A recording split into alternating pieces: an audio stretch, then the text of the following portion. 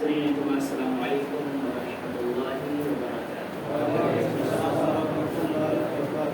الحمد للہ وکفى وسلام علی عباده الذین اصطفى، اما بعد اعوذ باللہ من الشیطان الرجیم، بسم اللہ الرحمن الرحیم، ولا تقولوا لمن يقتل في سبيل الله اموات بل احیاء ولكن لا تشعرون، صدق اللہ مولانا العظیم۔ وبلغنا رسوله النبي الأمير المختار الكريم، ونحن على ذلك من الشاهدين والشاكرين، والحمد لله رب العالمين۔ آئیے کچھ عرض و معروضات پیش کرنے سے قبل سب سے پہلے آقائے نامدار مدینے کے تاجدار احمد مصطفیٰ محمد مصطفیٰ صلی اللہ علیہ وسلم کی مقدس بارگاہ میں درود شریف کا ہدیہ پیش کریں۔ الصلاۃ والسلام علیک یا رسول اللہ، الصلاۃ والسلام علیک یا حبیب اللہ، الصلاۃ والسلام علیک یا نور اللہ، صلی اللہ تعالی علیہ وسلم۔ میرے پیارے آقا صلی اللہ علیہ وسلم کے پیارے دیوانوں، کربلا اور امام حسین رضی اللہ تعالی عنہ، یہ ایک عظیم تفصیل کے ساتھ ایک ایسا واقعہ ہے جس کا بیان کرنا، اور میں سمجھتا ہوں اس واقعے کو تھوڑے دنوں میں سمیٹنا بہت مشکل کام ہے۔ امام حسین رضی اللہ عنہ کے خاندان کے تعلق سے اور کربلا کے تعلق سے دو باتیں اپنے وقت کے اندر آپ کے سامنے پیش کرنے کی کوشش کروں گا۔ ایک بات تو ایسی ہے جو امام حسین رضی اللہ تعالیٰ عنہ کے خاندان سے جڑی ہوئی ہے، جس کو سننے کے بعد ہمارے اور آپ کے پتھر دل بھی جو ہے وہ موم ہو جایا کرتے ہیں۔ اور ایک واقعہ ایسا ہے جو آج یزید کے چمچے جو ہر جگہ موجود ہیں، اپنے آپ کو یزید سے محبت کرنے والا کہتے ہیں، وہ ظالم یہ کوشش کرتے ہیں، پوری کوشش کرتے ہیں کہ اس معاملے میں یزید کو صحیح ٹھہرایا جائے اور امام حسین کو معاذ اللہ غلط ٹھہرایا جائے۔ ان کی پوری طاقت اسی میں لگی رہتی ہے اور مسلمانوں کو گمراہ کرنے کی بھرپور کوشش کرتے ہیں۔ اسی ٹاپک پر دو باتیں ہوئیں اور دونوں باتوں پر میں مختصر انداز میں گفتگو کروں گا۔ سب سے پہلے امام حسین رضی اللہ عنہ کے خاندان کے تعلق سے آپ نے 10 روزہ بیان میں یہ ضرور سنا کہ امام حسین مدینہ سے نکلے، مکہ گئے، مکہ سے کوفہ کی طرف روانہ ہوئے اور آپ کو مجبور کر کے کربلا میں لے جایا گیا۔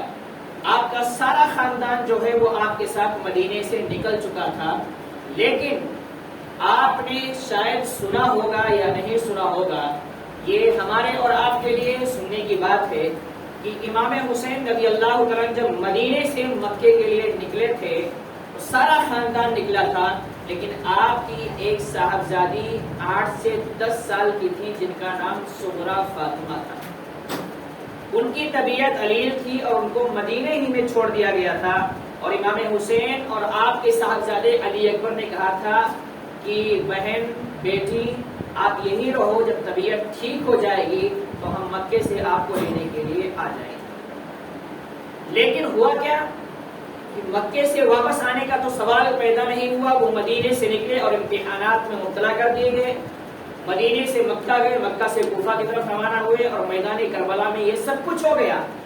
3 سے 4 مہینے کا یہ فاصلہ جو گزرا مدینے سے کربلا کا، اس میں جناب صغرا فاطمہ یہ 8 سے 10 سال کی ننھی سی بچی ہے امام حسین کی، یہ اپنے باپ کے خط کا انتظار کر رہی ہے، اپنے بھائی کے خط کا انتظار کر رہی ہے، اپنی ماں کے خط کا انتظار کر رہی ہے، پھوپھی کے خط کا انتظار کر رہی ہے۔ گئے کہاں؟ انہوں نے تو ہم سے وعدہ کیا تھا کہ بس تھوڑے دن میں ہم آئیں گے، تمہیں بھی لے کر چلے جائیں گے، لیکن تھوڑے دن کیا ایک لمبا عرصہ ہو چکا ہے، نہ تو ان کا کوئی خط میرے پاس آیا کہ ہم یہاں ہیں، نہ تو کوئی مجھے لینے کے لیے آیا۔ یہ کیسے باپ ہے؟ وہ چھوٹی سی بچی اپنے انداز میں کتابوں میں مذکور ہے، کہہ رہی تھی لگتا ہے شاید ان کو ہم سے اچھے لوگ مل گئے اور یہ ان کی یاد میں ہمیں بھول گئے ہوں۔ وہ جناب صغرا فاطمہ بالکل ننھی سی تھی۔ کئی مہینے انتظار کرنے کے بعد جب کوئی خبر نہیں ہوئی، ایک خبر ان کو لگی کہ یہ مدینے سے مکہ گئے تھے، لیکن مکہ سے وہ لوگ کوفہ کی طرف چلے گئے، اور کوفہ گئے تو ان کے ساتھ کیا ہوا، کیا معاملہ ہوا، کیا حشر ہوا، اس کی کوئی خبر جناب صغرا کو نہیں ہے۔ یہاں تک کہ امام حسین رضی اللہ عنہ کا خاندان قربان ہوتا رہا، علی اکبر قربان ہو گئے، علی اصغر قربان ہو گئے، اور اس بہن کو ابھی تک یہ خبر نہیں ہے کہ میرے دونوں بھائی شہید ہو گئے ہیں۔ امام حسین رضی اللہ عنہ جب سب کو دیکھتے ہیں کہ یہ سب اللہ کی راہ میں جا چکے ہیں اور آپ تنہا بچتے ہیں، امام زین العابدین بچتے ہیں، تو ان کو منع کرنے کے بعد جب آپ تیاری کرنے لگتے ہیں تو تیار جب ہوتے ہیں تو کیا سنتے ہیں کہ خیمے کے پیچھے سے گھوڑے کے ٹاپ کی آوازیں آ رہی ہیں، خیمے کے پیچھے سے گھوڑا دوڑتا ہوا آ رہا ہے، اس کی آواز آ رہی ہے۔ امام حسین رک گئے اور خیمے کے پیچھے کی طرف دیکھا تو دھول نظر آیا، گرد و غبار نظر آئے، اور ایک انسان جو بہت نیک متقی پرہیزگار نظر آ رہا ہے گھوڑے سے دوڑتا ہوا آ رہا ہے، اور گھوڑا اتنی تیزی سے میری طرف آ رہا ہے کہ گھوڑا بھی ایک پسینے میں شرابور ہو چکا ہے۔ امام حسین رضی اللہ عنہ ٹھہر گئے کہ شاید یہ مجھ سے ہی ملاقات کرنے کے لیے آ رہا ہے۔ امام حسین رضی اللہ عنہ سے ملاقات ہوتی ہے۔ وہ جناب کون تھے اور کہاں سے آئے تھے، کیوں آئے تھے؟ وہ فرماتے ہیں کہ میں اس سال حج کے سفر پر گیا ہوا تھا، اور جب حج کے سفر پر گیا تو حج سے فارغ ہونے کے بعد مدینہ منورہ روضے رسول صلی اللہ علیہ وسلم کی زیارت کے لیے گیا۔ میں یہ دیکھتا تھا کہ ایک ننھی سی چھوٹی سی بچی ہے جو روزانہ رسول اعظم صلی اللہ علیہ وسلم کے مزار مبارک پر روضے انور پر قدموں میں آ کر بیٹھ کر روتی ہے کہ نانا جان ابا کہاں چلے گئے، بھیا کہاں چلے گئے؟ وہ تو یہ بول کر گئے تھے کہ ہم آئیں گے تھوڑی دیر کے بعد، تھوڑے دن کے بعد تمہاری طبیعت صحیح ہو جائے گی تو ہم لے کر چلے جائیں گے، لیکن نانا جان مجھے کوئی خبر نہیں ہے، نہ ان کا کوئی خط میرے پاس آ رہا ہے، آپ مجھ سے پوچھئے، آپ بتائیے کہ وہ کہاں گئے ہیں، کب لوٹ کر آئیں گے؟ اے نانا جان ابا بھی نہیں ہے، بھیا بھی نہیں ہے، امی بھی نہیں ہے، پھوپھی بھی نہیں ہے، سب چلے گئے، طرح مجھے چھوڑ کر گئے تھے اس امید پر کہ بیٹی چند دن کے بعد تمہیں بھی لے کر چلے جائیں گے۔ وہ جناب سغرا فاطمہ روزانہ یہی حال ان کا تھا کہ رسول اعظم صلی اللہ علیہ وسلم کے مزار انور پر جاتی تھی، قدموں میں بیٹھ کر یہی فریاد کرتی تھی کہ نانا جان ابا کہاں چلے گئے، ابا کہاں چلے گئے، ہمارے بھیا کا کوئی حال نہیں مل رہا ہے، ننھے علی اصغر میرے بھائی کا کوئی پتہ نہیں مل رہا ہے، آپ کچھ ہمیں علم دیجئے، بتائیے۔ میرے عزیز دوستوں اور بزرگوں، وہ صحابی رسول جو حج کرنے کے لیے گئے تھے، حج کر کے جب مدینہ گئے دیکھا کہ یہ بچی روزانہ اسی روزے رسول پر حاضر ہوتی ہے اور نانا نانا کہہ کر پکارتی ہے، تو انہوں نے سوچا کہ لاؤ پوچھیں بات کیا ہے، کون سا معاملہ ہے، یہ آخر بچی کون ہے جو رسول اعظم کو نانا کہہ رہی ہے؟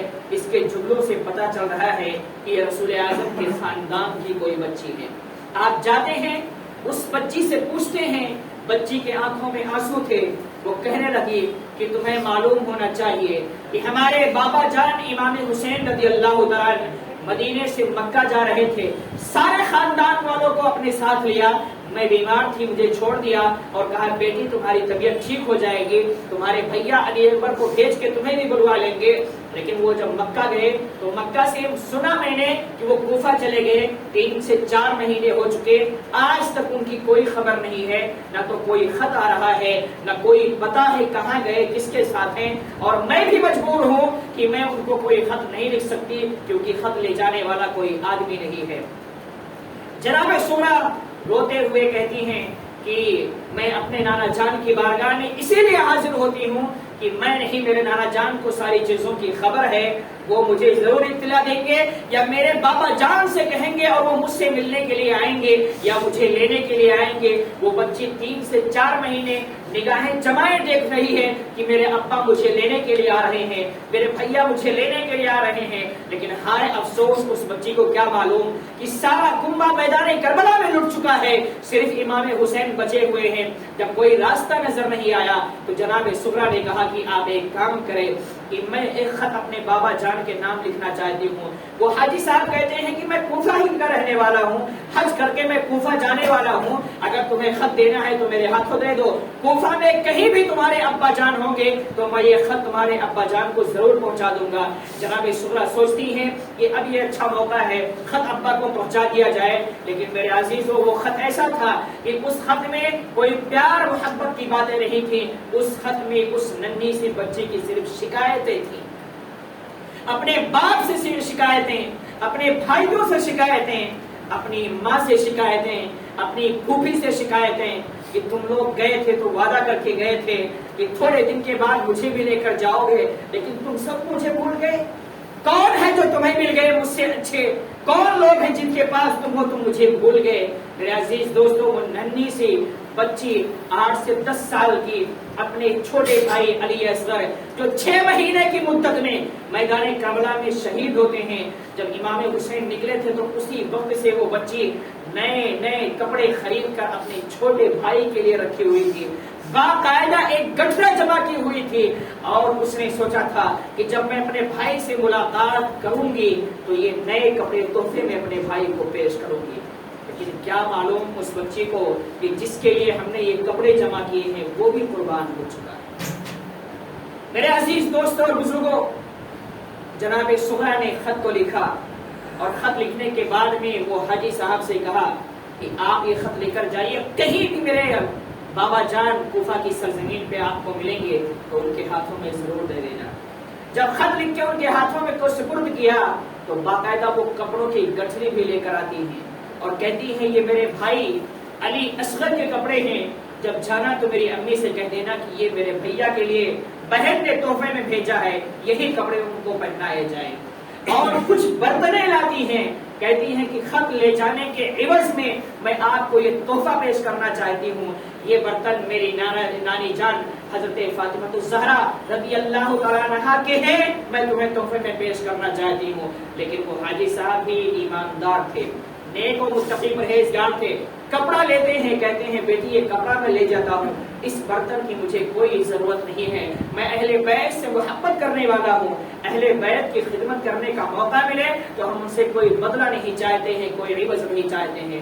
میرے عزیز دوستوں, جناب سغرا کا وہ خط لے کر وہ جناب حاجی صاحب کوفہ کی طرف چلتے ہیں. روایتوں میں آتا ہے کہ امام حسین کوفہ میں نہیں تھے, میدان کربلا میں تھے. سارا کنبہ, سارا قبیلہ آپ کا شہید ہو چکا ہے, تنہا امام حسین بچے ہیں. وہ حاجی صاحب فرماتے ہیں کہ میں گھوڑے کو کوفے کی طرف دوڑاتا تھا, لیکن قدرتی طاقت کی بنیاد پر, غیبی طاقت کی بنیاد پر گھوڑا کربلا کی طرف مڑ جایا کرتا تھا. میں پریشان تھا, پھر میں اپنے گھوڑے کو کوفے کی طرف پھیرتا تھا, لیکن غیبی طاقت آتی اور اسے کربلا کی طرف پھیر دیا کرتی تھی. میں پریشان ہو گیا کہ اے خدا یہ کیا ہو رہا ہے میرے ساتھ, کہ امام حسین کوفہ میں ہیں, میں امام حسین سے ملنے کے لیے جا رہا ہوں, اپنے گھر جا رہا ہوں, میں کوفہ کا رہنے والا ہوں, لیکن کیا وجہ ہے کہ یہ گھوڑا کہیں اور جانے کی تیاری میں ہے. کہتے ہیں کہ جب میں پوری کوشش کر کے تھک گیا, گھوڑا کوفہ کی طرف جانے کو تیار نہ ہوا, تو میں نے مجبوراً کہا کہ جس طرف یہ جاتا ہے جانے دو. جب میں نے تھوڑی دیر اپنے گھوڑے کے ساتھ سواری کی تو دیکھا کہ ایک فوج نظر آتی ہے. فرماتے ہیں جب میں نے فوج کو دیکھا تو میں ڈر گیا, کہیں یہ فوج مجھے شہید نہ کر دے. میں واپس ہونے کی کوشش کیا, لیکن میں نے تھوڑی دیر اور چلنے کے بعد دیکھا کہ فوج کے سامنے کچھ خیمے بھی نظر آ رہے ہیں. فرماتے ہیں جب میں نے خیمے دیکھے تو مجھے لگا کہ اس خیمے میں کچھ کمزور لوگ ہوں گے, شاید کوئی اور ہوگا, اس کی مدد کرنی چاہیے. آپ دوڑتے ہوئے جاتے ہیں اور آپ کو یقین ہو جاتا ہے کہ اس خیمے میں کوئی اور نہیں. حالات کا جائزہ لے لیتے ہیں اور جان جاتے ہیں کہ اس خیمے میں امام حسین کا خاندان ہے. بڑی تیزی کے ساتھ اس گھوڑے پر سوار ہوئے اور تیزی کے ساتھ جا رہے ہیں. امام حسین پوری تیاری میں ہے جنگ کے میدان میں جانے کے لیے, لیکن وہ جناب گھوڑا اتنی تیزی سے دوڑاتے ہیں کہ امام حسین کے جانے سے پہلے آپ وہاں پہنچ جاتے ہیں. امام حسین نے دیکھا کہ گھوڑا میری طرف آ رہا ہے, آپ رک جاتے ہیں. میرے عزیز دوستو, امام حسین کو سلام کیا, ہاتھوں کو بوسہ دیا, پیروں کو چوما, اور اس کے بعد میں امام حسین نے پوچھا کیوں آئے ہو, کون ہو. آپ نے سارا واقعہ بیان کیا. واقعہ بیان کرنے کے بعد وہ خط امام حسین کے ہاتھ میں دیا. میرے عزیز دوستو, بہت سارے لوگ شہید ہو چکے تھے, سارے بچے شہید ہو چکے تھے, ان کے بارے میں ایک بہت بڑا غم ان سب کے دلوں پہ تھا. قیامت صغریٰ ان کے لیے آ چکی تھی. تھوڑا سا صبر ہو چکا تھا، لیکن جب جناب صغریٰ کا خط آیا اور ان حاجی صاحب نے وہ کپڑوں کی گٹھری دی اور ان کی ماں سے کہا کہ یہ کپڑوں کی گٹھری ہے، تمہاری بیٹی صغریٰ نے تمہارے بیٹے علی اصغر کے لیے بھیجا ہے کہ میری امی سے کہہ دینا کہ آج کے بعد میرے بھیجے ہوئے کپڑے میرے بھائی کو پہنانا. میرے عزیز دوستو، ننھے علی اصغر شہید ہو چکے تھے، ان کی لاش ماں کے گود میں تھی. جب ماں نے یہ جملے سنے اور کپڑے دیکھے تو جو صبر تھا وہ صبر کا پیمانہ پھر سے ٹوٹ جاتا ہے اور خون کے آنسو بہانے لگتی ہیں. پورے خیمے میں رونے چلانے کی آوازیں آنے لگتی ہیں. امام حسین نے کہا، اے میری بیٹی صغریٰ، تجھے خبر نہیں ہے کہ تیرے سارے بھائی جو ہے وہ جنت کی سیر کر رہے ہیں. اب انہیں تیرے کپڑوں کی ضرورت نہیں ہے اور اب انہیں کفن کی ضرورت ہے. میرے عزیز دوستو، یہ کپڑے کے بات ہے. اور جب امام حسین نے خط کو دیکھا، خط کو پڑھا تو خط پڑھتے جا رہے ہیں، خون کے آنسو گرتے جا رہے ہیں، آنسوؤں کے سیلاب جاری ہو گئے، اس لیے کہ اس خط میں کوئی پیار کی باتیں نہیں تھی. اس خط میں اس ننھی سی بچی نے اپنے ابا سے، اپنے بھائی سے، اپنی ماں سے، اپنی پھوپھیوں سے سب سے شکایتیں کی ہوئی تھی کہ تم سب چھوڑ کے چلے گئے، تمہیں کوئی غم نہیں ہے کہ صغریٰ کہاں ہے، صغریٰ کی حالت کیا ہے. تم نے سب نے وعدہ کیا تھا کہ تھوڑے دن کے بعد آؤ گے، لے کر جاؤ گے، لیکن تم نہیں آئے. اور روایتوں میں آیا، ہمارے مورخین نے لکھا ہے کہ خط تو بہت بڑا تھا، لیکن ایک جملہ اس میں ایسا لکھا ہوا تھا کہ اس جملے کے پڑھنے کے بعد میں امام حسین اور آپ کے خیمے میں آگ لگ جاتی ہے، رونے چلانے کی آوازیں آ جاتی ہیں. وہ جملہ یہ تھا، جناب صغریٰ نے لکھا تھا کہ میرے بھیا علی اکبر، میں کبھی اب تجھ سے زندگی میں بات نہیں کروں گی، کیونکہ تو جاتے وقت یہ بول کے گیا تھا کہ بہن تیری طبیعت صحیح ہو جائے گی تو میں آ کے لے کر جاؤں گا، لیکن تو آیا نہیں نا مجھے لینے. اب زندگی بھر میں تجھ سے روٹھی روٹھی رہوں گی، تجھ سے کبھی بات نہیں کروں گی. لیکن اس بہن کو کیا پتا کہ علی اصغر بھی شہید ہو چکا ہے. امام حسین نے جب یہ خط دیکھا، پڑھا، تو آپ کے صبر کا پیمانہ ٹوٹ چکا تھا. آپ نے فرمایا، میری بیٹی صغریٰ، تیرے اوپر کیا بیت رہی ہے. مجھے معلوم ہے میری بیٹی کہ تو ہم سب کو یاد کر رہی ہے، لیکن میں بھی کیا کروں اور ہم بھی کیا کریں کہ ایسے امتحان میں مبتلا ہو گئے کہ ہم تیرے پاس نہ آ سکے، نہ تجھے لینے آ سکے اور نہ تجھے اپنے پاس بلا سکے. میری بیٹی، ہم سب کو معاف کرنا. جن کے لیے تو یہ خطوط لکھ رہی ہے وہ سارے کے سارے جنت کی سیر کر رہے ہیں. جناب صغریٰ کا یہ خط آتا ہے، صبر کا پیمانہ ٹوٹ جاتا ہے. امام حسین رونے لگتے ہیں. اسی طریقے سے اپنے آپ کو سنبھالتے ہیں، اپنے خانوادے کی عورتوں کو سنبھالتے ہیں، امام زین العابدین کو سنبھالتے ہیں. اور وہ حاجی صاحب خط دے کے واپس کوفہ چلے گئے. اس کے بعد میں امام حسین نے اپنی تیاری کی اور میدان کربلا میں جانے کا ارادہ کیا. میرے عزیز دوستوں اور بزرگوں، یہ ایک ایسا واقعہ امام حسین کے خاندان سے جڑا ہوا ہے جو ہمارے اور آپ کے دلوں کو جھنجھوڑ کے رکھ دیتا ہے. اتنا سب کچھ ہونے کے باوجود، اتنا ظلم ہونے کے باوجود، آج کچھ ظالم قسم کے لوگ ہیں جو یہ کہتے ہیں کہ امام حسین نے یزید کی بغاوت کی تھی. یزید کی اس میں کوئی غلطی نہیں ہے. یزید جب خلیفہ بنا تھا تو امام حسین کو اس کے ہاتھ پر بیعت کر لینی چاہیے، اور وہ پوری کوششیں کرتے ہیں کہ امام حسین کو غلط ثابت کرنے کی کوشش کرتے ہیں. یزید کو رحمت اللہ علیہ کہہ کے اس کو صحیح ثابت کرنے کی کوشش کرتے ہیں. لیکن ان مردودوں سے ہم یہ کہنا چاہتے ہیں، مجھے آپ بتائیں، ایک ابھی سوشل میڈیا پر آپ دیکھیں گے تو آپ کو پتا چلے گا کہ اس طرح کی ویڈیوز اور اس طرح کی پوسٹ بہت پھیلائی جا رہی ہے، اور خاص کر ہمارے نوجوانوں کو گمراہ کرنے کی کوشش کی جا رہی ہے. ایک ویڈیو ابھی آیا جس میں ایک صاحب نے، اب اللہ جانے وہ مولانا ہیں یا اس وقت کے نئے دجال ہیں یہ نہیں معلوم، انہوں نے جغرافیائی شکل میں امام حسین اور یزید کے واقعے کو بیان کیا، سمجھایا، اور ایک پوائنٹ لیا کہ دیکھو دمشق ادھر ہے، کوفہ ادھر ہے. امام حسین مکہ سے نکلے تھے کوفہ جانے کے لیے، تو اچانک ہی کربلا کیوں چلے گئے؟ کیا وجہ تھی؟ کون ان کو کربلا کر گیا؟